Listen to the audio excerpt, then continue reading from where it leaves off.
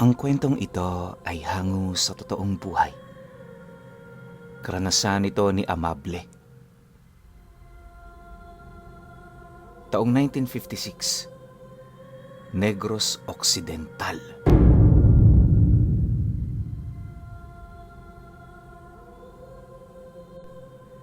Dahil sa hirap ng kanilang buhay, hindi nakaapak ng kahit elementarya si Amable. Sa tuwing kinukulit kasi niya ang kanyang mga magulang, madalas nilang sinasabi na wala silang pera para pambili ng mga gamit niya sa pag-aaral.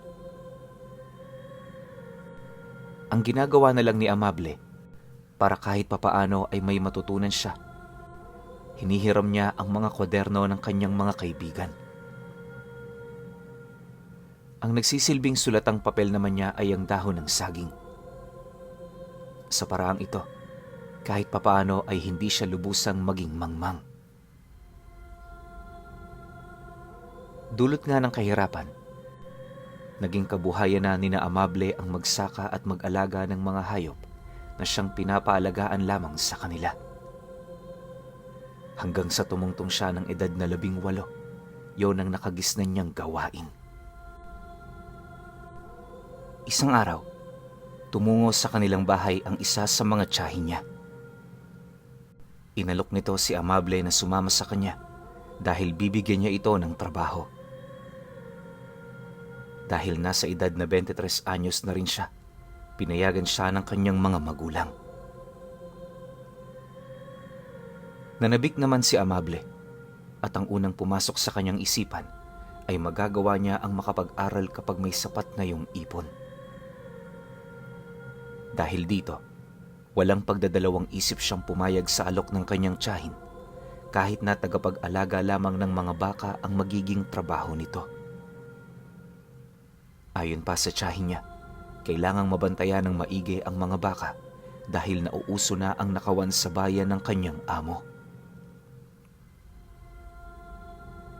Bihasa ako sa pag-aalaga ng baka, kaya magagamit ko to para pagkakitaan ng aking nalalaman. Sambit pa niya sa kanyang sarili. Nung mga panahong yun, dala ang kanyang tampipi na may lamang iilang damit. Sumama siya sa kanyang tiyahin. Habang naglalakad naman sila patungo sa kalsada para mag-abang ng masasakyan, nagkwento pa ang tiyahin ni Amable patungkol sa mga batas ng kanilang amo. Tango naman siya ng tango noon habang nakikinig sa sinasabi ng kanyang tiyahin.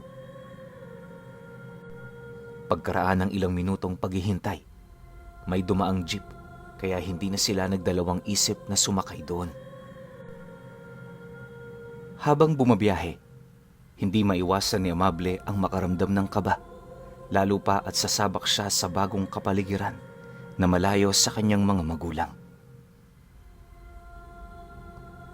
Subalit dahil naisip niyang kailangan niyang makapag-ipon para sa kanyang pag-aaral, isinantabi niya ang takot at itinoon na lamang ang kanyang pansin sa kanilang nadadaanan. Pagkaraan ng ilang oras na biyahe, nakarating na sila sa bayan na pagtatrabahuhan ni Amable. Gawa ng walang sasakyan na dumidiretso sa baryo ng amo ng kanyang tiyahin, naglakad sila ng ilang oras bago makarating doon. Habang naglalakad, mahigpit na naghabilin ang kanyang tiyahin sa kanya na huwag siyang makikipagtitigan sa mga taong makakasalubong nila. Sinunod naman yun ni Amable, kaya kahit ilang taong kanilang nakasalubong, inilihis na lang nito ang kanyang paningin sa kanila. Makalipas pa ang higit 2 oras na paglalakad, nakarating sila sa baryo ng magiging amo ni Amable. Medyo nagtaka pa nga siya, gayong walang gaanong kabahayan doon at parang pinaliligiran sila ng kagubatan. Dumiretso sila sa isang malawak na bakuran kung saan sinalubong sila ng mag-asawang matanda.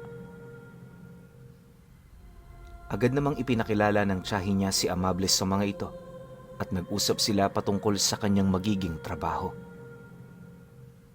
Binigyan nila siya ng panuto kung ano ang kanyang dapat gawin bago at pagkatapos niyang maipastol ang mga baka. Inihatid din nila si Amable sa kubo kung saan ito mananatili. Sinabi rin nilang siya ang kukuha sa mga baka bago tuluyang dumilim ang paligid. May iilang bagay pang sinabi ang dalawang matanda sa kanya.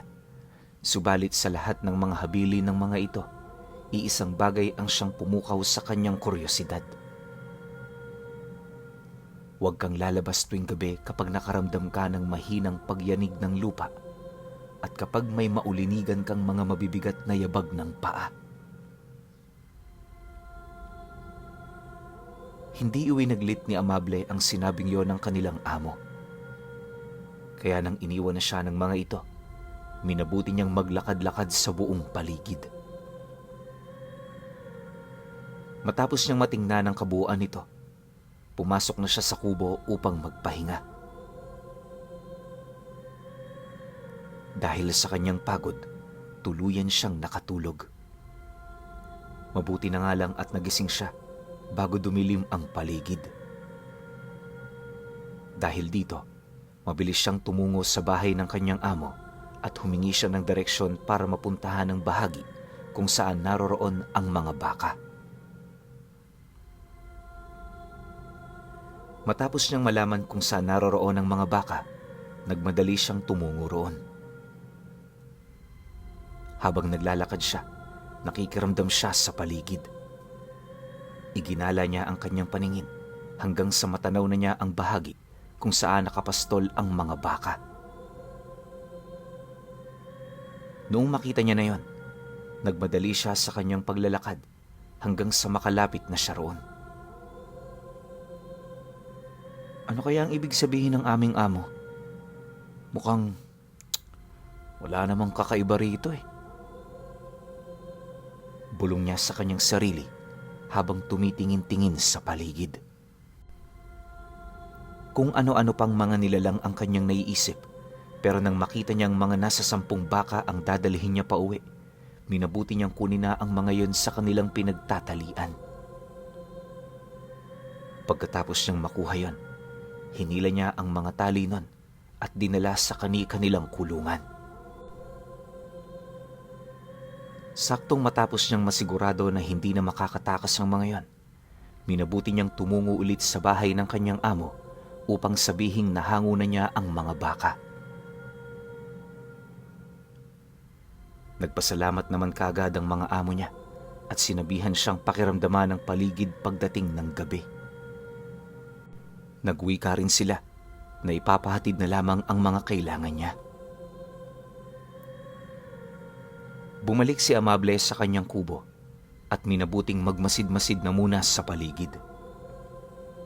Nasa ganoong kalagayan siya nang makaramdam siya ng mahinang pagyanig ng lupa. Nagtaka agad si Amable at napukaw ang kanyang kuryosidad.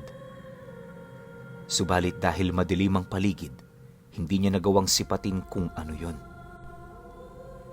Sa kadahilanang ito, isinawalang bahala na lamang muna niya yon hanggang sa mawala na. Pagkaraan pa ng higit 30 minuto, dumating ang tiyahin ni Amable na tarantang-taranta. Mabilis nitong ibinigay ang pagkain kay Amable, tsaka nagpaalam na babalik na sa bahay ng kanilang amo. Subalit bago pa man yung tuluyang makahakbang, tinanong siya ni Amable kung ano ang gumagawa ng pagyanig ng lupa at ng mga pagyabag. Noong una ay ayaw pa sanang magsalita ng kanyang tiyahin patungkol doon, pero naging mapilit si Amable. Di naglaon, nagwika na rin ang kanyang tiya na isang dambuhala at mabangis na nilalang ang siyang nakatira sa kagubatan. Tinatawag nila itong mangingilaw. Dagdag pa niya, kung may pagpipilian lang sana siyang trabaho, nais sana niyang umalis sa lugar na yon. Subalit dahil medyo matanda na siya, alam niyang walang ibang tatanggap sa kanya. Matapos magwika nun, agad din siyang umalis at iniwang mag-isa si Amable. Dahil dito, wala nang nagawa ang lalaki kung hindi ang kainin na lamang ang inihatid sa kanya ng kanyang tiyahin. Nasa kalagitnaan na siya ng kanyang pagkain nang marinig niyang nagwawala ang mga baka. Dahil dito, binilisan na niya ang kanyang pagkain tsaka lumabas siya sa kubo. Dala niya noon ang gasera at itak. Nang tuluyan na siyang makalabas, minabuti niyang magdahan-dahan sa kanyang paggalaw. Nang medyo malapit na siya sa kwadra ng mga baka, itinaas niya ang kanyang gasera upang sipatin ang buong paligid. Subalit, nang mapansin niyang bigla ang naging tahimik ang mga baka, nakampante na si Amable. Babalik na sana siya sa kubo nang maisipan niyang bilangin ang mga bakang naroroon. Maingat niyang ginawa yon at nagulat na lamang ang kanyang mga mata nang malaman niyang kulang ng isa ang mga baka. Hindi kaya may magnanakaw na nakapasok dito? Tanong niya sa kanyang sarili.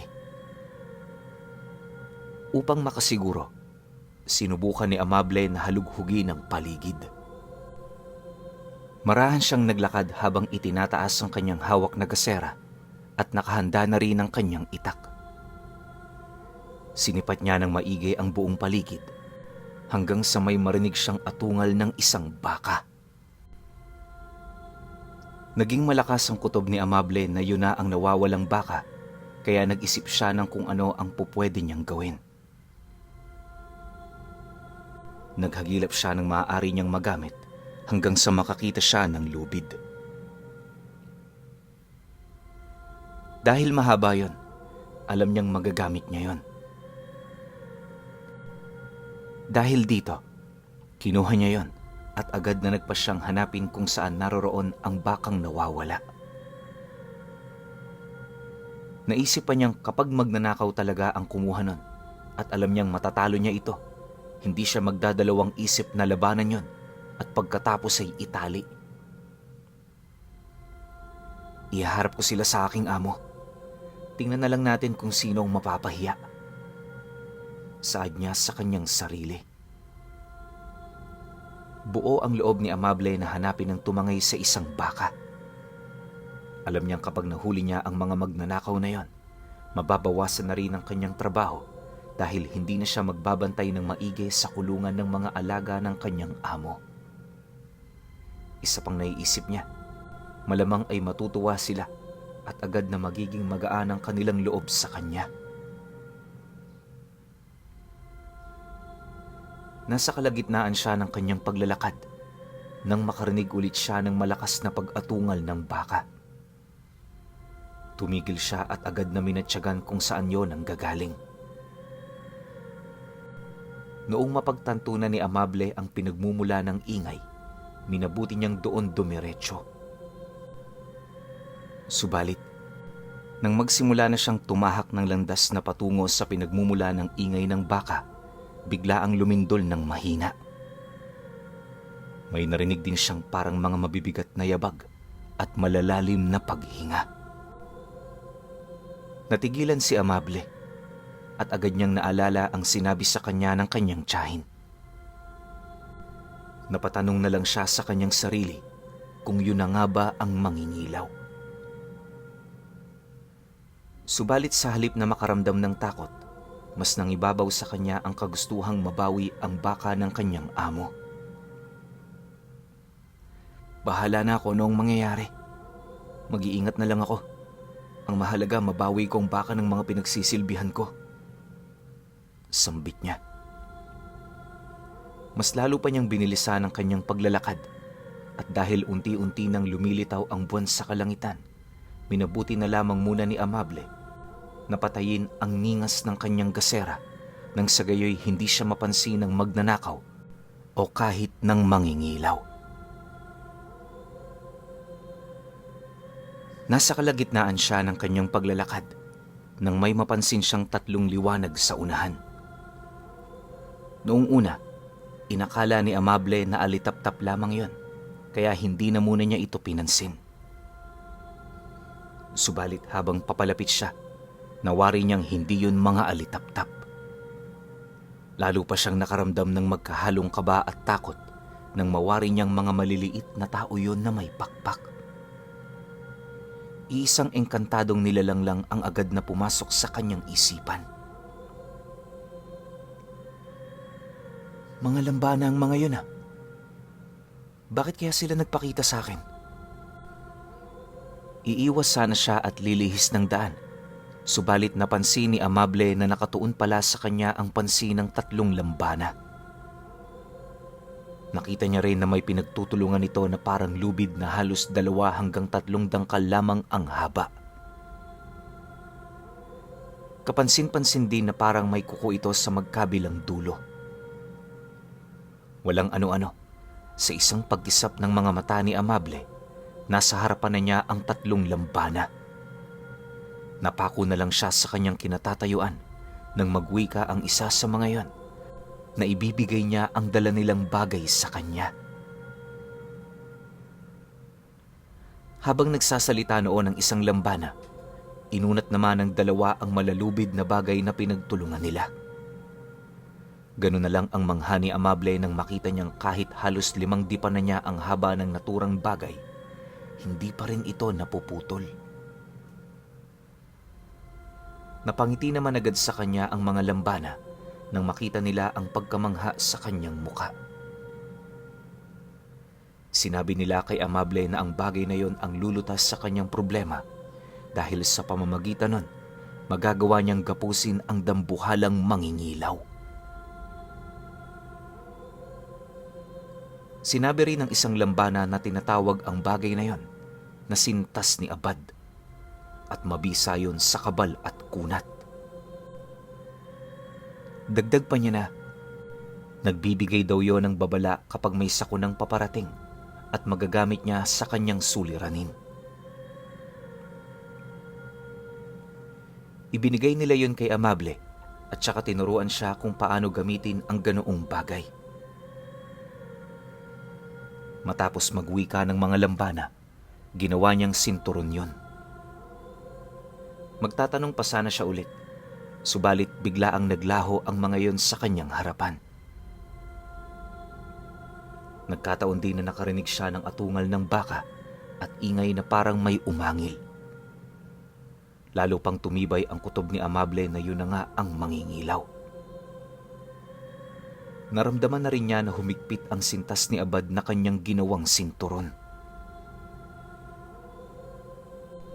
Bahala na.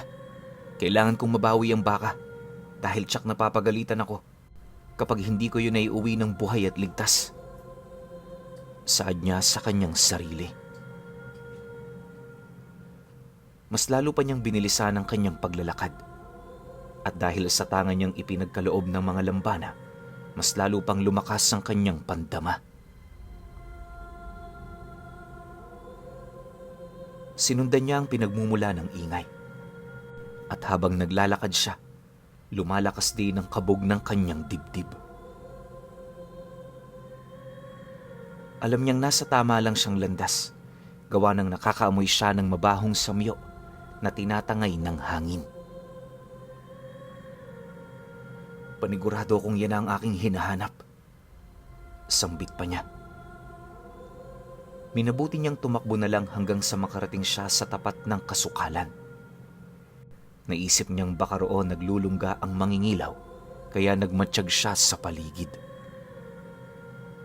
Walang ano-ano, naramdaman niyang yumanig ang lupa at narinig niya ang ingay ng baka na parang sinasakal ito. Sa kadahilanang yon, mabilis at walang pagdadalawang isip siyang pumasok sa gubat. Hinalughog niya ang buong kasukalan upang mahanap ang sinasabi nilang mangingilaw. Habang nasa ganoong sitwasyon, ramdam niyang mas lalo pang humihigpit ang sinturon niyang sintas ni Abad. Subalit, hindi na lang niya yun inintindi, gawa ng nagmamadali siya. Minabuti niyang tiisin yon, at sa kabutihang palad naman unti-unti rin itong lumuwag ng kusa. Magagamit ko talaga to. Tingnan natin kung may magagawa ka pa kapag ginapos kita. Wika ni Amable sa kanyang sarili at inihanda na rin niya ang lubid at itak para hindi siya malagay sa alanganin. Nagpatuloy siya sa kanyang paglalakad hanggang sa mapansin niyang may kung anong gumagalaw sa unahan. Natigilan si Amable at sinipat niya ng maigi ang buong paligid. Medyo madilim ang bahaging yan, kaya mas dumepende siya sa kanyang pandinig.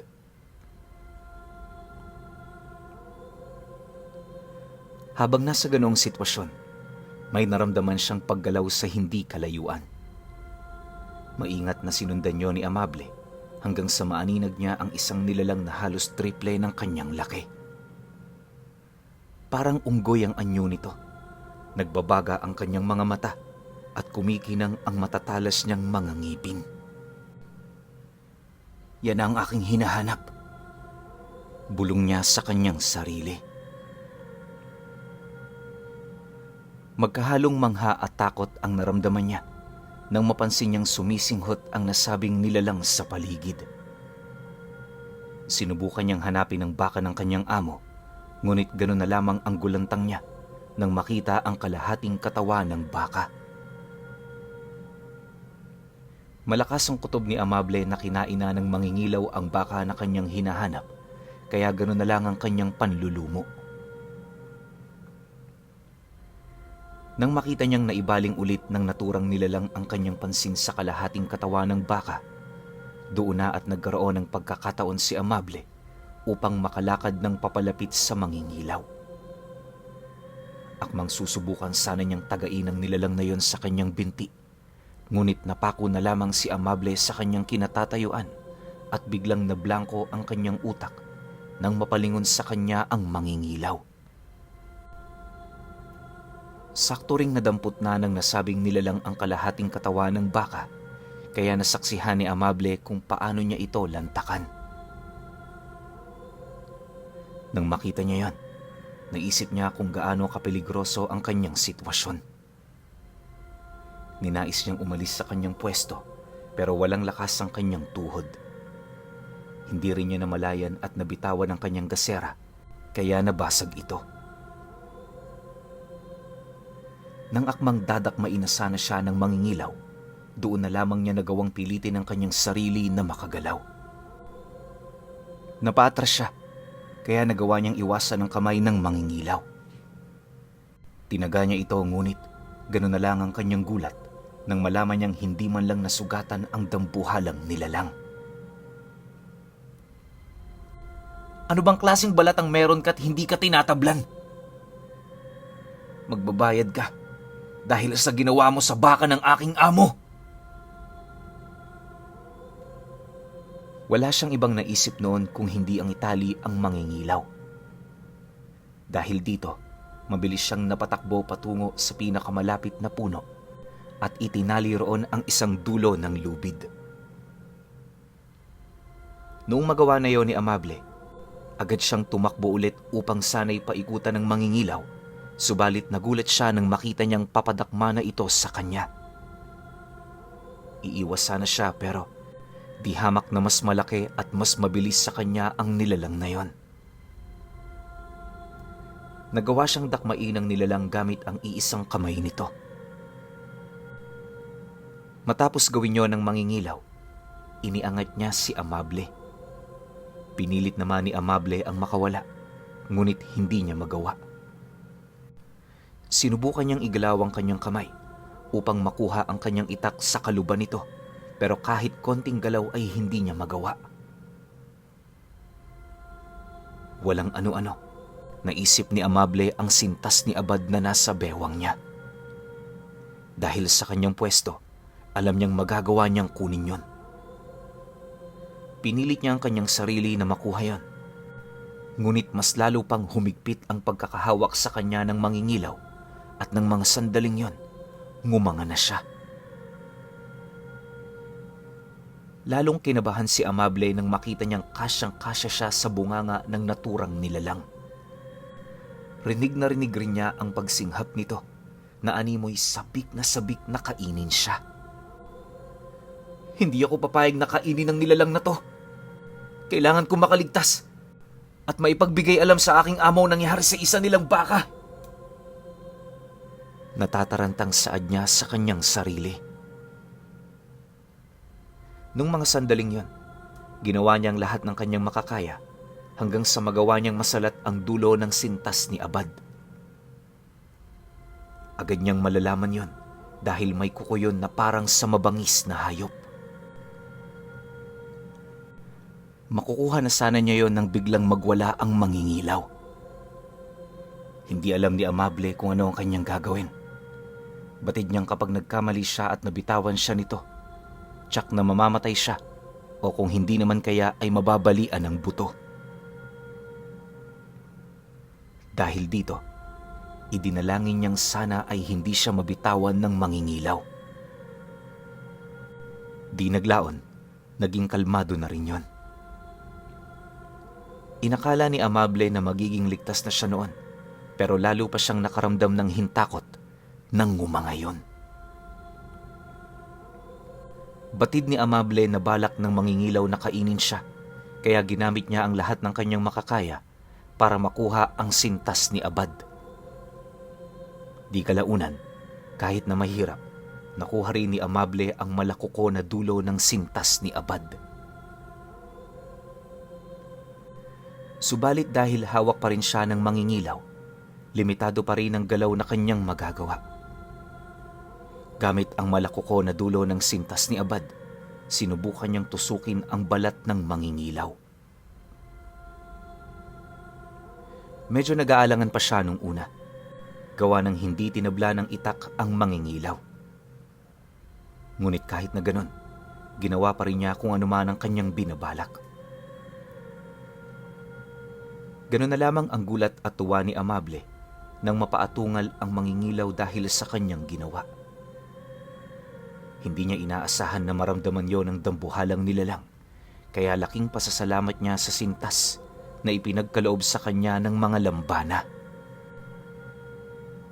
Inulit yon ni Amable, at sa pagkakataong yon, nabitawan siya ng mangingilaw. Bumagsak siya sa lupa, kaya mabilis siyang napabangon. Saktong pagkabangon niya, nakita niyang galit na galit ang itsura ng mangingilaw. Naglalaway na rin ito at mas lalo pang nagbaga ang mga mata. Walang ano-ano, inakma nitong apakan si Amable. Subalit, nang may angat na nito ang kanyang paa, ay may ideyang pumasok sa isipan ni Amable. Sa kadahilanang ito, bago pa man siya apakan ng mangingilaw, hinawakan ng mahigpit ni Amable ang dulo ng sintas ni Abad at agad itong inihambalos sa binti ng dambuhalang nilalang. Namangha pa siya nang makita niyang kusang humaba ang nasabing bagay. Pumulupot yon ng ilang beses sa paa ng mangingilaw na siyang naging rason para mapaangil yon. Bago pa man may kung anong gawin yan, hinila na ni Amable ang sintas ni Abad at napabilib siya sa kanyang nalaman. Dahil tila meron itong taglay na lakas. Kahit kasi na walang panama ang lakas niya kung ikukumpara sa bigat ng mangingilaw, nagawa pa rin niyang itumba ito. Sinubukan pa sana ng mangingilaw ang bumangon, pero hindi na rin nag-aksaya ng kanyang oras si Amable. Mabilis niyang pinulupot sa buong katawan ng mangingilaw ang sintas ni Abad. Hanggang sa mga panahong yon, hindi pa rin nawawala ang pagkamangha ni Amable sa sintas, gawa ng patuloy itong humahaba. Di kalaunan, nagawa niyang ipulupot yon sa buong katawan ng dambuhalang nilalang, at kahit na anong piglas nito ay hindi siya nakakawala. Kahit na mas malaki pa sa sintas na yon ang hinliliit ni Amable, hindi ito nagagawang putulin ng nasabing mangingilaw. Magmula ngayon, wala nang kakatakutan ng mga tao rito.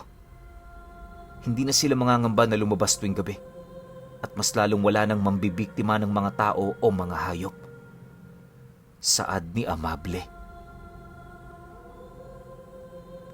Nung mga panahong yun, napatitig ng mabalasik sa kanya ang mangingilaw. Sinubukan nito ang gumalaw, ngunit habang tumatagal ang kanyang paggalaw, ay mas lalo ring humihigpit ang sintas ni Abad. Ninais ni Amable na tagain na lamang ang mangingilaw na yon, pero dahil alam niyang hindi niya mapapatay ang dambuhalang nilalang gamit ang simpleng itak, minabuti niyang hintayin na lamang ito na kusang mamatay dahil sa sintas na bigay ng mga lambana. Naisip din ni Amable na magagamit pa niya sa mga susunod na engkwentro sa kung anumang nilalang ang naturang sintas, kaya minabuti niyang hintayin ang kamatayan ng mangingilaw. Noong mga sandaling yon, nagpasya siyang maglibot-libot na muna roon. Dahil sa wala na siyang gasera, medyo hirap siyang makita ng klaro ang buong paligid. Naging maingat na lamang siya sa kanyang paghakbang dahil tanging malamlam na liwanag lamang na lumulusot sa kakahuyan ang nagsisilbing liwanag niya roon. Subalit, sa hindi inaasahan ni Amable, ay may kung ano siyang naapakan. Tumunog yon at inakala niyang tuyong sanga lamang. Dahil dito, sinubukan niyang damputin yon at salatin. Ganun na lamang ang kanyang gulat nang mapagtanto niyang buto yon. Dulot ng gulat niya, itinapon yun ni Amable at saka minabuti niyang magpatuloy na lamang. Ngunit saktong pagkahakbang niya ay may naapakan ulit siya. Mabuti na nga lang at hindi siya natisod. Nagtaka siya noon kung ano ang natapakan niya, kaya minabuti niyang damputin ang bagay na yon. Pagkadampot niya nun, saglit siyang natigilan at napaisip dahil ang kanyang hawak noon ay bungo ng isang tao. Kailangan ngang mamatay ng mangingilaw na yon. Paniguradong marami itong naging biktima at mas marami pang magiging biktima ito. Wika niya sa kanyang sarili, sabay tapo ng bungo sa lupa. Maglalakad-lakad pa sana ulit si Amable, ngunit nakarinig siya ng malakas na atungal ng mangingilaw. Sa kadahilanang ito, nagpasya na siyang bumalik sa bahagi kung saan ito naroroon. Saktong pagbalik niya ay nakita ni Amable na naghihingalo na ang mangingilaw. Halos bumao na rin sa kanyang balat ang sintas ni Abad dahil sa sobrang higpit nito. Muli pang napatitig sa kanya ang dambuhalang nilalang at animoy nagmamakaawa kay Amable, ngunit pinagmasdan na lamang siya ng lalaki hanggang sa tuluyang malagutan ng hininga. Nagtaka pa si Amable kung paano mabilis na nalagutan ng hininga ang naturang nilalang. Kaya inalam niya kung ano nangyari. Napailing na lamang siya noon nang makita niya na baon na pala sa leeg ng mangingilaw ang sintas, kaya mas napadali ang kamatayan nito. Noong masiguro ni Amable na wala nang buhay ang mangingilaw na yon, nagpasya siyang kunin ang sintas ni Abad na nakapulupot sa katawan ng nilalang. Paghawak niya nito, muli niya itong ginawang sinturon. Hinayaan na lamang niya ang katawan ng mangingilaw at minabuting umuwi na lang. Pero bago pa man siya tuluyang umalis, kinuha na muna niya ang lubid na nakatali sa puno. Napailing pa siya dahil naging walang silbi ang lubid na yon at tanging ang sintas lang ang kanyang nagamit. Mabuti na lang at pinagkalooban ako ng mga lambanan ng bagay na magagamit ko. Wika ni Amable sa kanyang sarili. Laking pasasalamat niya dahil natagpuan niya ang mga lambanang yon. Minabuti na ni Amable ang umuwi at sabihin sa kanyang amo ang mga nangyari. Pagdating niya roon, ikinuwento niya ang naganap at kung paano namatay ang mangingilaw. Kahit na nanghihinayang sa namatay nilang baka ang amo ni Amable, nagpasalamat pa rin sila sa lalaki dahil nagawa nitong patayin ang mangingilaw na naging perwisyo sa mga tao.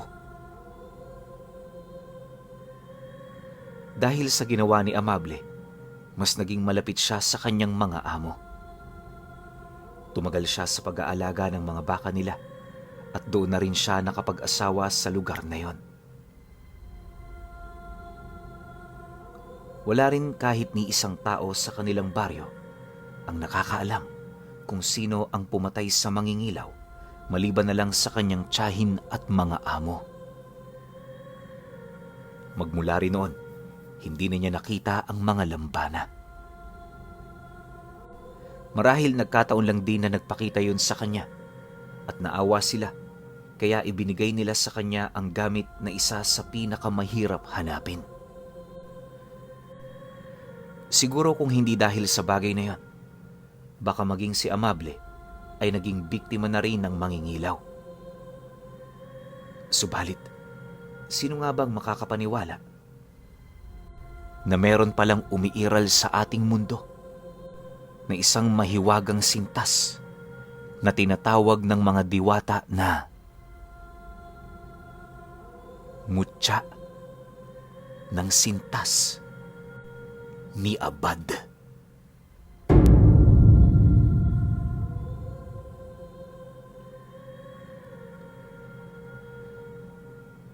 Okay. Opinyon ko sa kwento. Alam nyo, tong kwento na to 100% purong-purong swerte itong si Amable. Kasi tingnan nyo out of nowhere, may nagpakita sa kanyang mga diwata.